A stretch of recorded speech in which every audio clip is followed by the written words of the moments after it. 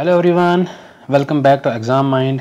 तो friends, I hope आप सब लोग ठीक होंगे और आपकी तैयारी ज़ोरों शोरों से चल रही होगी। तो फ्रेंड्स, ये हमारा पार्ट 7 है MCQ सीरीज़ का।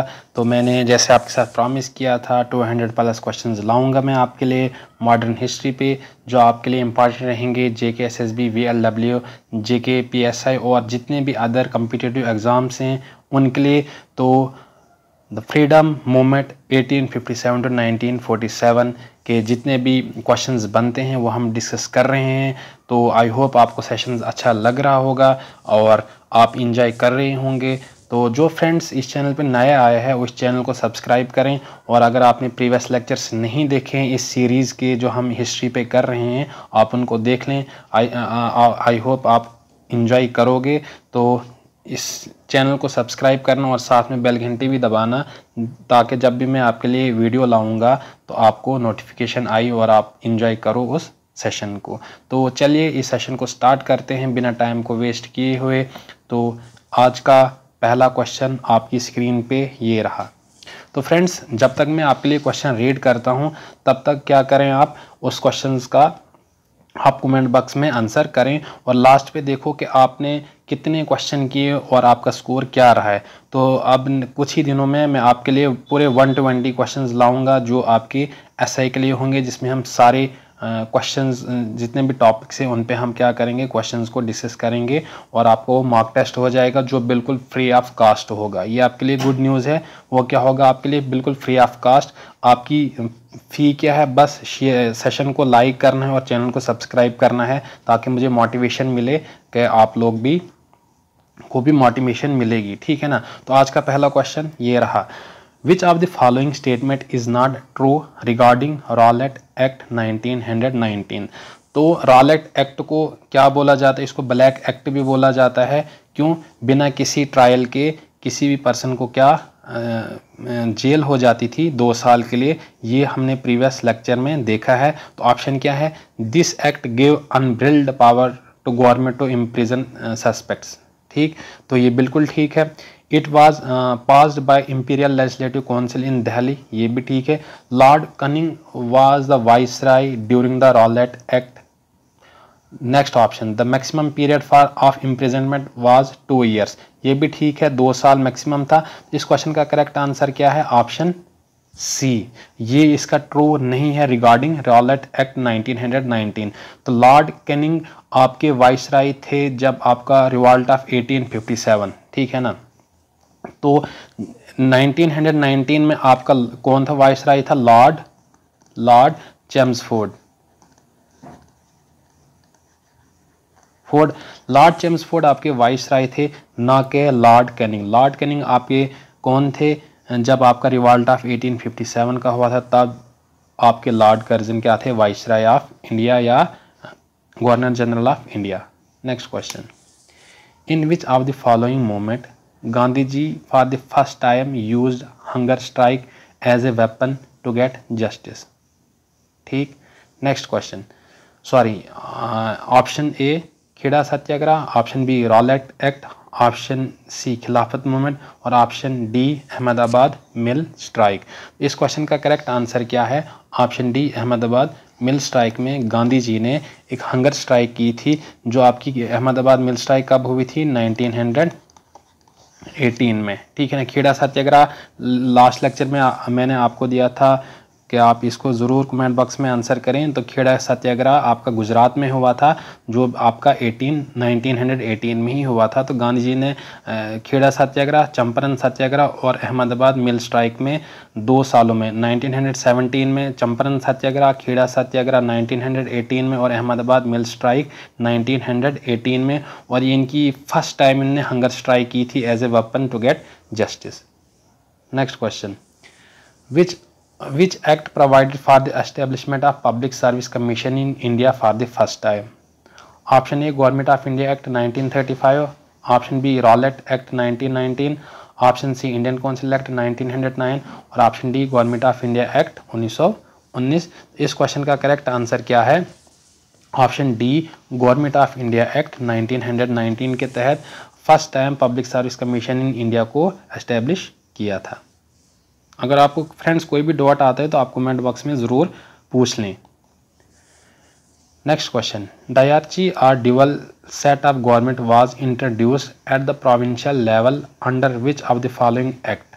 ठीक है ना, ड्यूअल सेट ऑफ गवर्नमेंट किसके एक्ट के तहत इंट्रोड्यूस किया था इंडिया में? ऑप्शन ए रॉलेट एक्ट 1919, ये तो बिल्कुल भी नहीं है। ठीक है ना। Option B government of India act 1919, option C government of India act 1935 और option D Indian council act 1892। तो इस क्वेश्चन का करेक्ट आंसर क्या है? Option B government of India act 1919। ठीक है ना, इसके तहत ड्यूअल या डायरची गवर्नमेंट इंट्रोड्यूस की थी एट प्रोविंशियल लेवल पे। ठीक है ना, तो इस क्वेश्चन का करेक्ट आंसर क्या आ गया? Option B. Next question, who among the following started Khilafat movement in the year 1919? Option A Mahatma Gandhi, option B Maulana Mohammad Ali Jauhar और option C Maulana Shaukat Ali, option D both B and C. तो ये जो आपके मौलाना मोहम्मद अली जौहर और शौकत अली थे, ये इनको क्या बोला जाता है? इनको अली ब्रदर्स भी बोला जाता है। तो इन्होंने खिलाफत मूवमेंट इंडिया में स्टार्ट की थी इन 1919 में। ठीक है ना, तो इस क्वेश्चन का करेक्ट आंसर क्या आ गया? Option D both B and C, Shaukat Ali and Mohammad Ali. Next question, which movement was led by Gandhi ji after Jallianwala Bagh massacre that lasted from 1920 to 1922? ठीक है ना। तो फ्रेंड, जब आप हिस्ट्री पढ़ रहे हो तो आपको डेट याद रखनी पड़ेगी और इनको क्रोनोलॉजिकल ऑर्डर में आपको पढ़ना पड़ेगा, ये आपको बहुत हेल्प करेगा। ठीक, option A civil disobedience movement, option B Khilafat movement, option C non corporation movement और option D home rule movement. तो अगर आपने लास्ट लेक्चर देखा था तो होम रूल मूवमेंट बिल्कुल भी नहीं, इसको एनी बेसेंट और बाल गंगाधर तिलक ने 1919 में स्टार्ट किया था। खिलाफत मूवमेंट अभी प्रीवियस क्वेश्चन में आपने देखा ये अली ब्रदर्स ने स्टार्ट किया था, ये भी नहीं। आप इनको ऐसे भी एलिमिनेट कर सकते हो। तो सिविल डिसोबीडियंस मूवमेंट बिल्कुल भी नहीं है, तो इसका करेक्ट आंसर क्या है? Option C non corporation movement, जो गांधी जी को 1922 में सस्पेंड करना पड़ा। क्यों? 5 फरवरी 1922 को हुआ था चोराचारी इंसिडेंट। ठीक है ना, तो जिसकी वजह से गांधी जी को नॉन कॉर्पोरेशन मूवमेंट सस्पेंड करनी पड़ी। तो इस क्वेश्चन का करेक्ट आंसर क्या आ गया? Option C non corporation movement. Which of the following factor did not lead to the initiation of non corporation movement by Gandhi ji in 1920? तो इनमें से कौन सा फैक्टर नहीं है? कभी आपसे ये भी पूछा जाता है, कभी आपसे सीधे क्वेश्चन पूछा जाता है इस फैक्टर कौन सा है। तो इस क्वेश्चन में आपको क्या पूछा जा रहा है कि कौन सा फैक्टर नहीं है? Option A partition of Bengal जो आपका 1905 में हुआ था, रॉलेट एक्ट जो आपका 1919 में हुआ था, और खिलाफत मूवमेंट जो आपका 1919 और 20 के बीच में स्टार्ट हुआ था, और जलियांवाला बाग मैसेकर। तो कौन सा इसमें नहीं था? तो पार्टीशन ऑफ बंगाल नहीं एक फैक्टर रहा है जिसमें गांधी जी को नॉन कॉर्पोरेशन मूवमेंट स्टार्ट करनी पड़ी। बाकी रॉलेट एक्ट, खिलाफत मूवमेंट और जलियांवाला बाग तीनों उसके क्या रहे हैं? इसके फैक्टर्स रहे हैं जिसकी वजह से गांधी जी को 1920 में नॉन कॉर्पोरेशन मूवमेंट स्टार्ट करनी पड़ी। इस क्वेश्चन का करेक्ट आंसर क्या है? Option A partition of Bengal.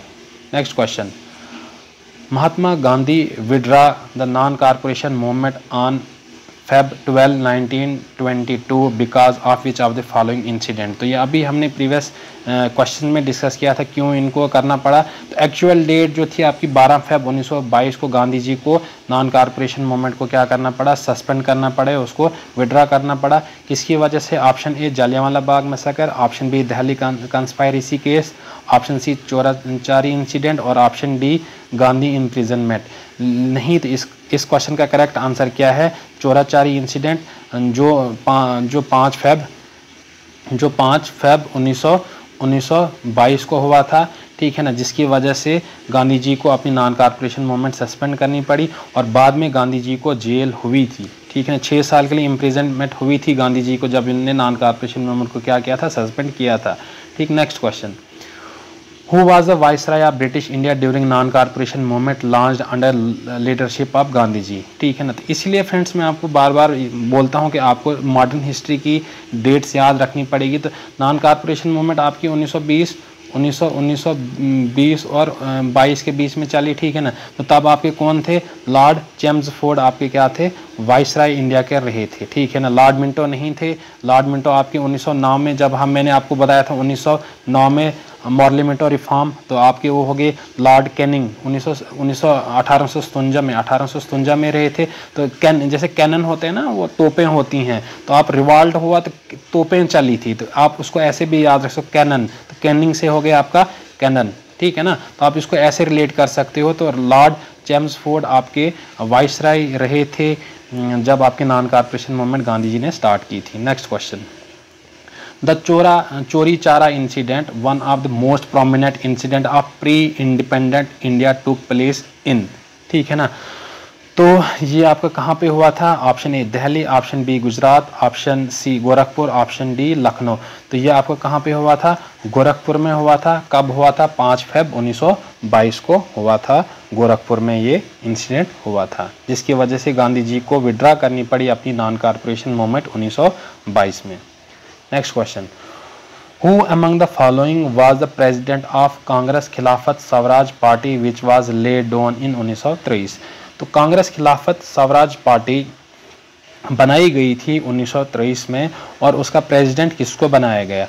Option A Motilal Nehru, option B Mahatma Gandhi, option C Chittaranjan Das, और ऑप्शन डी नरसिम्हा चिंतमन कलकर, ठीक है ना।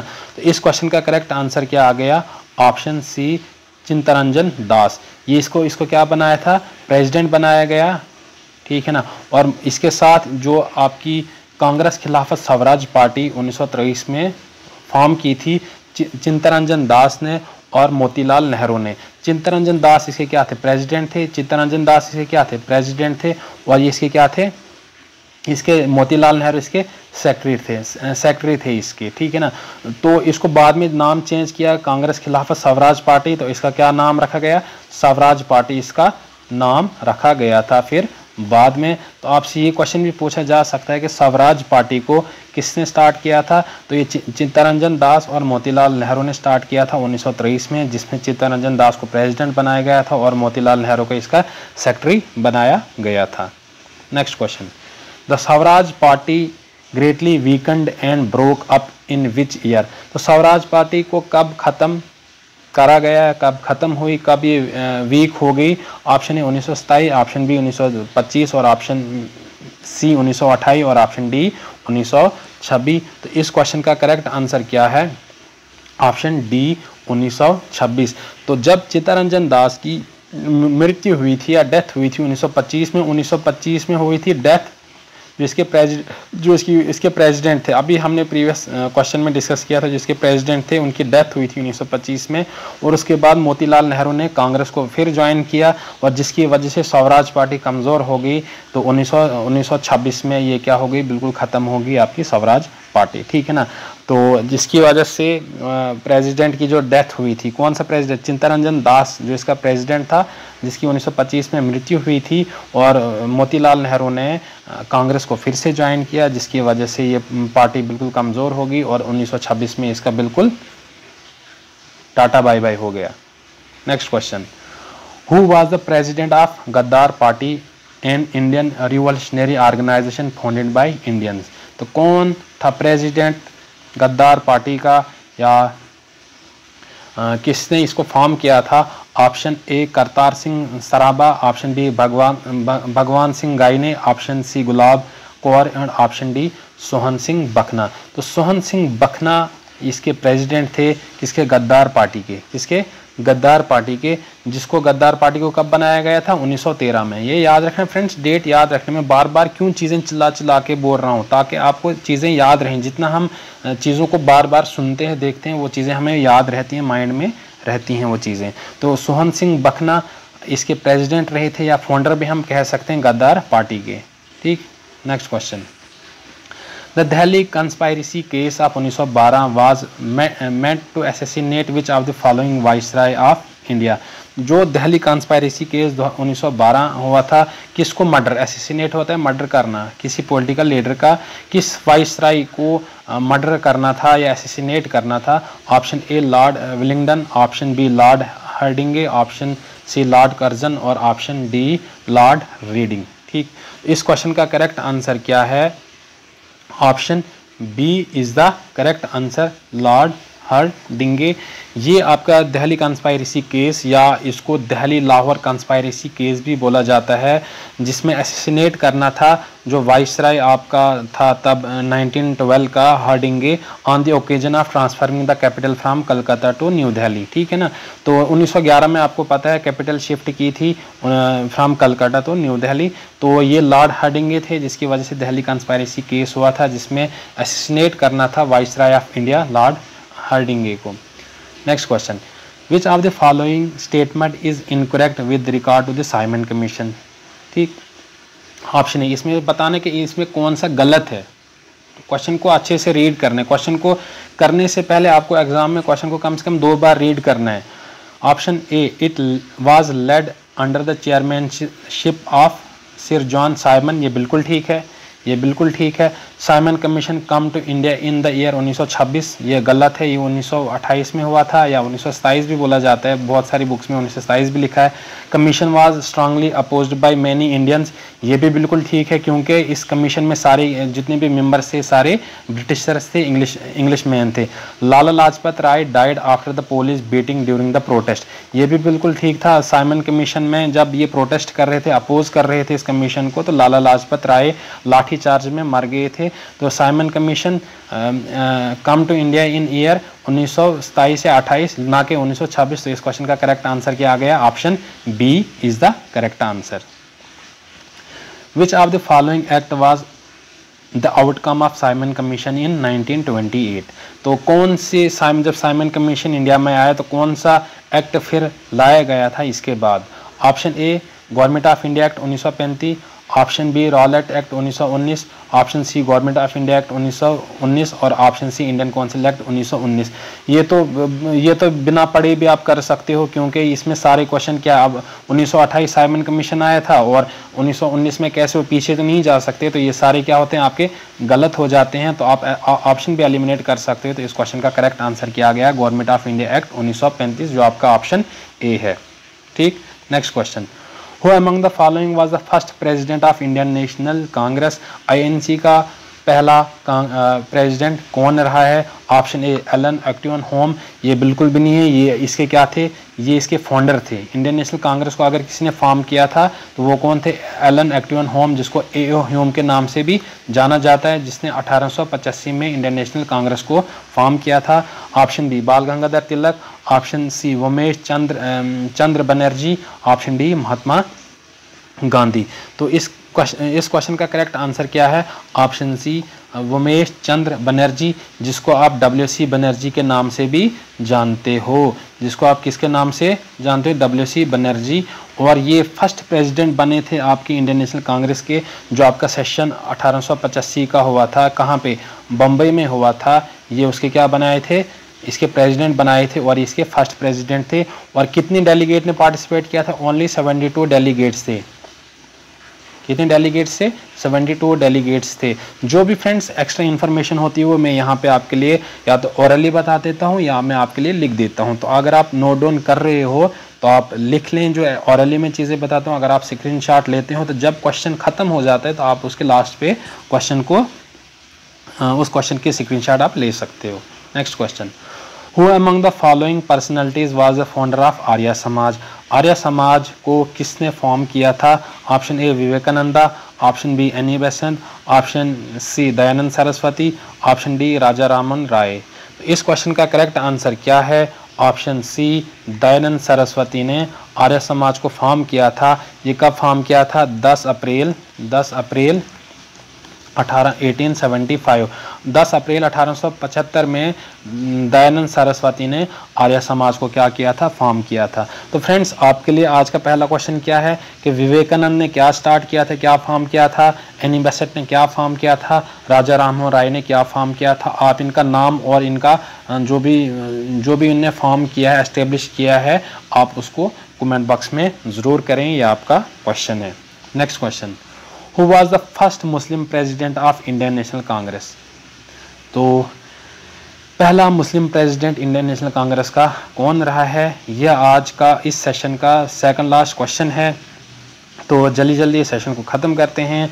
तो option A Sir Syed Ahmad Khan, option B Abdul Kalam Azad, option C Badruddin Tyabji और ऑप्शन डी मोहम्मद अली जिन्ना। इस क्वेश्चन का करेक्ट आंसर क्या है, बदरुद्दीन तैयब जी। ठीक है ना, बदरुद्दीन तैयब जी। तैयब अली प्यार के दुश्मन, आपने गाना सुना है ना, वो तैयब अली प्यार के दुश्मन, वो अक्षय कुमार की मूवी है, नाम मुझे नहीं पता, once upon time in Mumbai है या once upon time in Mumbai in Dobaara है, वैसे ही कुछ है। तैयब जी हमारे प्यार के दुश्मन हैं और ये रहे हैं आपके first Muslim president of Indian national Congress.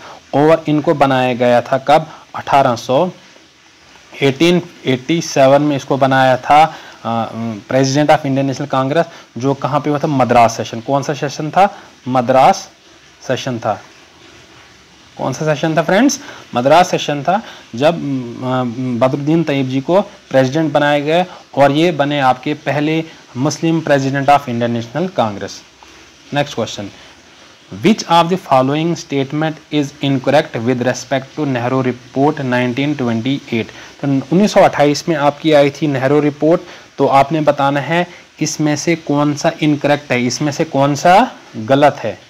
तो ये आपके लिए आज का लास्ट क्वेश्चन है। तो आपने इसका क्या करना है, कमेंट बॉक्स में क्या करना है फ्रेंड्स, आंसर करना है और लिखना भी है, वो क्वेश्चन नंबर 140 और आंसर लिखना है। ऑप्शन सीधे आप ऑप्शन लिख दो, मुझे पता चल जाएगा। क्वेश्चन नंबर और ऑप्शन लिखना बहुत ज़रूरी, ताकि मुझे पता चले कि आप कौन से क्वेश्चन का आंसर कर रहे हो।